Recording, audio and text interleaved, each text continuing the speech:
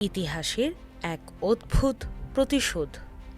ঠিক ১৯ বছর আগে যে 1-11-এর কুৎসিত চক্রান্তের মাধ্যমে দেশের গণতন্ত্রকে শ্বাসরোধ করা হয়েছিল, সেই ষড়যন্ত্রের অন্যতম মাস্টারমাইন্ড এবং ফেনীর ৩ আসনের সাবেক তথাকথিত সংসদ সদস্য মাসুদ উদ্দিন চৌধুরীকে এবার টেনে হিঁচড়ে ডিবির খাঁচায় পোড়া হয়েছে।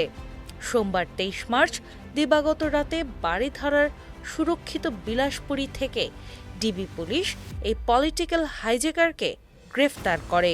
ডিবি সূত্রে জানা গেছে, এই স্বঘোষিত ক্ষমতাধর ব্যক্তির ঘাড়ে এখন ১১টি মামলার পাহাড়। ফেনীর ৩টি হত্যা মামলা সহ ঢাকা ও ফেনী মিলিয়ে ডজন খানেক মামলার আসামি হয়ে তিনি এখন ৫ দিনের রিমান্ডের জাঁতাকলে পিষ্ট হচ্ছেন। শুধু খুন নয়, এই পাষণ্ডের বিরুদ্ধে মানব পাচার, মানি লন্ডারিং এবং চুরির মতো জঘন্য অপরাধের অভিযোগ রয়েছে। সিআইডি আর দুদকও এখন তার হাড়গোড় চিবিয়ে খাওয়ার জন্য তদন্তের ফাইল খুলে বসেছে।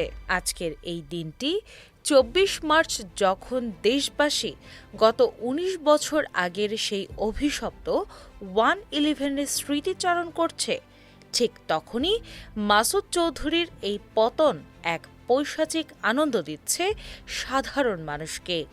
মনে পড়ে সেই ২০০৭ সালের ১১ জানুয়ারির কথা, যখন মঈনুদ্দিন আহমেদ